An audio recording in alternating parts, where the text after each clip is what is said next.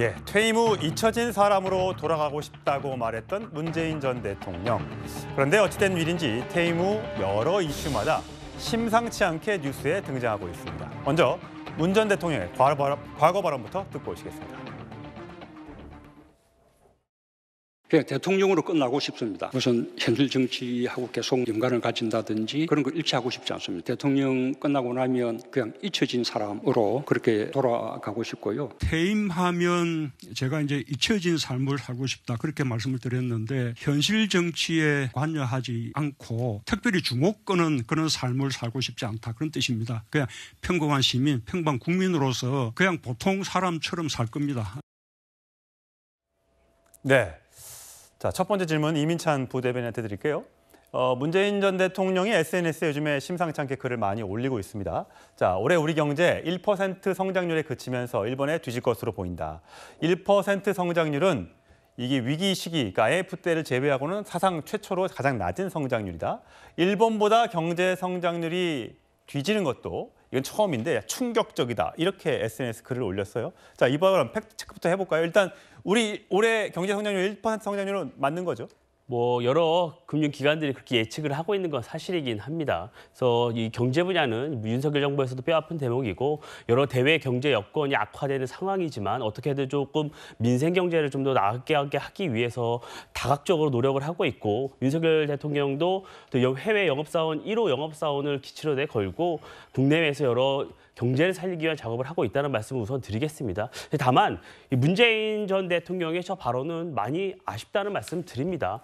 대한민국의 전 대통령이 아니라 민주당의 전 대통령으로 남으려는 것 아닌가 이런 생각마저 들어요. 왜냐하면 문재인 전 대통령은 국정 운영을 5년 동안 담당했었습니다. 그렇다면 경제가 어떻게 돌아가는지, 저 수치가 어떻게 계산이 되는지, 과연 우리나라처럼 대외 경제 여건이 높은 나라에서 이렇게 5년 단위로 정권을 잘라서 경제 수치로 과연 이걸 평가할 수 있는지 문재인 전 대통령이 더욱 잘 아실 것이라고 생각을 합니다. 뿐만 아니라 지금 문재인 전 대통령 집권하고 있을 때 많은 논란이 있지 않았습니까? 소득주도 성장을 한다면서 최저임금을 급격하게 올렸고 또한 여러 이런 통계주도 성장이라는 말까지 나올 정도로 여러 통계 조작이 있었다는 것까지 나오고 있습니다. 뿐만 아니라 이 코로나를 이유로 돈을 무작위로 풀었습니다. 그 결과 우리나라 가계부채가 1,000조 이상 치솟았습니다.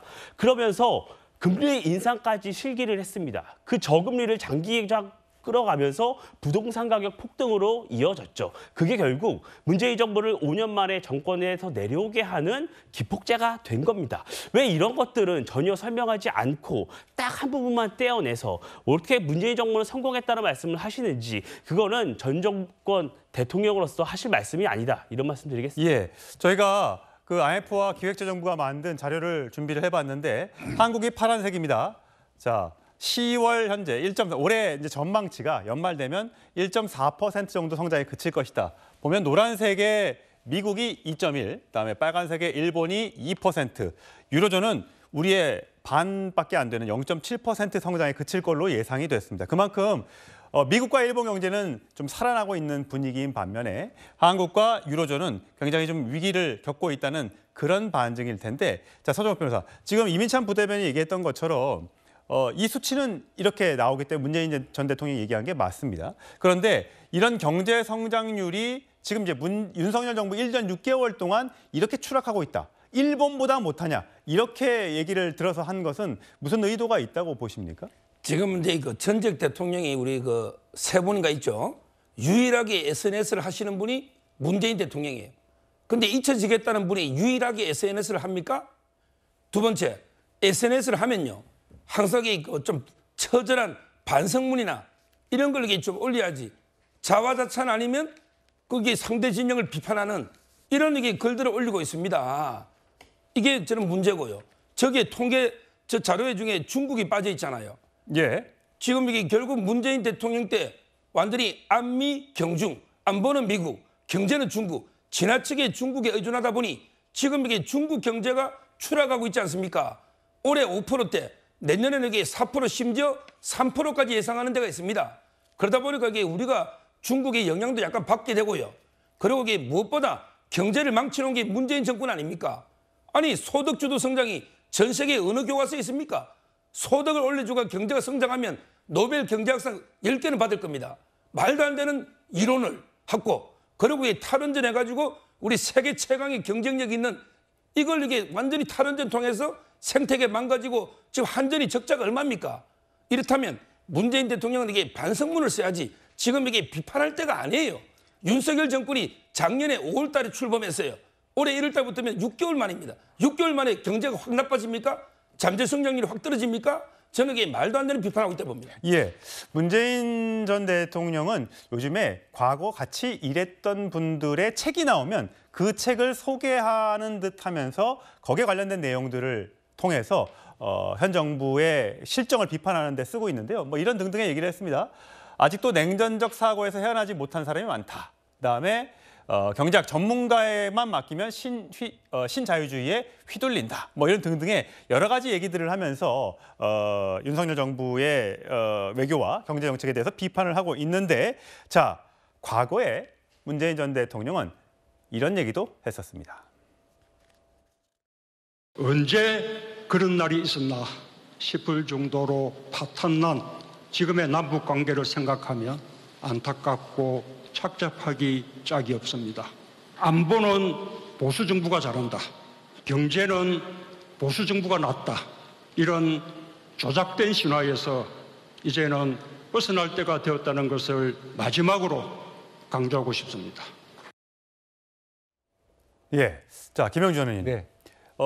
어쨌든 SNS를 굉장히 왕성하게 하고 있습니다. 자, 이런 것들, 뭐 오염수 관련해서도 얘기했었고요. 잼버리 사태 관련해서도, 또 홍범도 흉상 이전 관련해서도 다양한 반응들을 내고 있는데, 이것은 어떻게 보십니까? 총선에 혹시 영향력을 끼칠 수 있는 발언이다, 이런 것과 연관 지을 수 있는 겁니까? 글쎄, 본인은 잊혀지고 싶다 그랬으나 실제로 보면 잊혀질 생각이 없어 보입니다. 그러니까 외국의 가령 미국 같은 경우는 사실은 대통령 후보들만 하더라도 후보가 되지 않으면 아무 소리 없이 조용히 자기 활동을 하거나, 또 전직 대통령은 일선의 자기 정치하고 상관없이 뭐 봉사활동을 하거나, 그런 데 비해서 자기 스스로가 잊혀지고 싶다고 얘기했는데, 자기가 스스로 그야말로 1년도 내려와서 1년 반도 되지 않은 상태에서 계속적으로 현재의 의제를 얘기하는 건 매우 적절하지 못하다, 그렇게 생각이 들고요. 예. 다만 이제 그럼에도 불구하고 지금 이제 문 대통령의 얘기는 기본적으로 어쨌든 객관적으로 우리 경제가 안 좋다는 것, 일본이 우리를 추월하고 있다라고 하는 부분에 대해서는 뼈아프게 현 정부도 바라볼 필요가 있을 것 같습니다. 그런 좀 구분해서 볼 필요가 있고, 예컨대 기시다 정부가 최근에 된 웹3 같은 디지털 트랜스포메이션 같은 것을 통해서 잃어버린 10년을 추적하겠다라고 예. 하는 것인데, 우리는 너무 엄격하게 규제에 갇혀 있는 부분도 있거든요. 예. 그래서 조금 논외로 이것을 분리해서 문 대통령의 정확한 정치적 개입의 부적절한 것은 부적절한 대로 질타를 하고, 그럼에도 불구하고 현 정부가, 그러니까 이 책의 내용에 의하면 지나치게 이념과 경제 정책을 부처함으로 인해서 수철지향적인 우리나라 경제가 중국과 러시아에 대한, 혹은 뭐 어떤 일본, 미국을 제외하고는 거의 연결관계도 되지 않는, 즉 지금 현재 전략물자연구원 같은 경우는 사실은 조선 자동차 부품 전혀 중국, 러시아에 가는 게 굉장히 어렵습니다. 이제 그런 허들들을 계속하고 있기 때문에 관료주의에 대한 병폐를 좀 손보아야 될 부분, 조금 더 유연하게 갈 필요가 분명히 있어 보입니다. 예. 근데 이민찬 선생님, 이번에 이 책의 줄거리는 한국이, 윤석열 정부가 한미일 여기 3국에 너무 치우쳐 있어서 중국을 등한시한 결과, 또 러시아와 친하게 못 지내면서 경제가 어려워졌다, 이렇게 얘기를 하고 있어요. 그러니까 지금 윤석열 정부의 외교 정책은 한미일을 통한 북한의 고립이나 북한과의 대척점에 서 있다는 건데, 이 점을 비판했다는 점이 눈에 띄거든요. 그 문재인 정부 때와 윤석열 정부 때는 1년 반밖에 지나지 않았지만 경제, 여러 외교적 상황이 너무나도 다릅니다. 윤석열 정부에서는 만가지 한미 동맹을 중심으로 가치 외교를 펼쳤죠. 가치 동맹을 중심으로 흔들리지 않고 원칙을 갖고 가야 이 경제 분야에서도 결국 이익을 볼 수 있다는 거였습니다. 그렇다고 중국에 왜 가지 않느냐는 비판도 있었습니다. 하지만 우선순위가 있는 겁니다. 중국과의 대외관계 개선을 위해서도 다방면으로 노력을 하고 있다는 말씀을 다시 한번 드리고 싶고요. 저는 이 문재인 전 대통령의 이 글을 보면서 죽창가가 떠올랐습니다. 아, 민주당과 문재인 전 대통령이 다음 총선을 한일전으로 치르고 싶구나. 문재인 전 대통령도 이 생각이구나, 이 생각이 들었어요. 그러니까 한일 경제전에서 한국이 패배하고 있다. 예. 윤석열 정부가 패배했다. 이런 메시지를 주고 싶었던 거라고 저는 봅니다. 그런데 지금 민주당은 야당입니다. 야당의 선거 전략은 통상 정권 심판론이나 과거 대 미래 이런 구도를 갖고 가야 맞습니다. 근데 문재인 정부 5년 만에 정권을 내준 문재인 전 대통령이 전면에 나서고 조국 전 장관이 나오고 과연 이런 상황이 민주당에게 유리한 선거 국면으로 이어질지 의문이 갖지 않을 수 없습니다. 예, 장윤미 변호사님. 네. 그 조국 전 장관이 다음 달에 이제 평산책방 양산을 찾아서 그 본인이 출간한 책을 이제 사인회를 한다고 합니다. 지금 제가 조금 전에 들어올 때 보니까 최근 한 달 동안 그 평산책방에서 가장 많이 팔린 책이 조국 전 장관의 책이라고 해요. 근데 과거에 이제 문재인 전 대통령이 조국 전 장관한테 마음에 빚이 있다라고 얘기를 했는데 책이 나올 때마다 또 이렇게 문재인 전 대통령이 소개를 해주고 지금 조국 전 장관이 출마를 한 해 만에 신당을 만든 해 만에 이런 얘기들이 있는 상황에서 이게 또 부르면 또 괜한 또 오해를 살 수 있는 건 아닙니까? 제가 개인적으로 평산책방에서 감사직을 하고 있어서 그래요? 예. 대략적으로 이 책방 운영이 어떻게 되는지 또 논의하고 이런데 하면서 알고 있습니다. 이 저자들 그리고 대통령, 그러니까 문재인 전 대통령께서 특별히 좀 추천하고 싶은 책이나 저자들이 있으면 기본적으로 그 책방의 취지는 이 지역 공동체에 좀 기여하고자 하는 의미도 있기 때문에 지역분들 모시고 사인회를 하거나 아니면 강연 등도 상당히 자주 하고 있습니다. 그러니까 조국 전 장관도 사실 계속해서 평산책방에서 개최해왔던 행사의 그 연장선상에서 있는 그런 부분이 또 분명히 있고요. 그리고 조국 전 장관이 아무래도 문재인 전 대통령과 연결고리로 해서 뭔가 책을 매개로 정치 활동하는 거 아니냐라는 해석 나올 수 있다라고 생각하지만 그 이상으로 확대 해석할 수 없다라고 생각합니다. 총선에 출마할 수 있는 객관적 여건이 돼 있지 않기 때문입니다. 예. 1심에서 실형 2년을 선고받았습니다. 본인이 굉장히 우상호 의원에게 했다라는 전언도 있으니까요. 아주 강경한 단어를 사용하면서 총선에는 나오지 않겠다라고 이야기를 하고 있고 또 지금 전직 대통령의 어떤 발언에 대해서 여러 평가를 내주고 계시지만 기본적으로 문재인 대통령 SNS를 통해서 책을 매개로 이야기하고 있습니다. 이걸 총선의 한일전으로 가져간다 이런 확대 해석에는 동의하기가 상당히 어렵고 전직 대통령이 이런 정도 이야기하지 못합니까?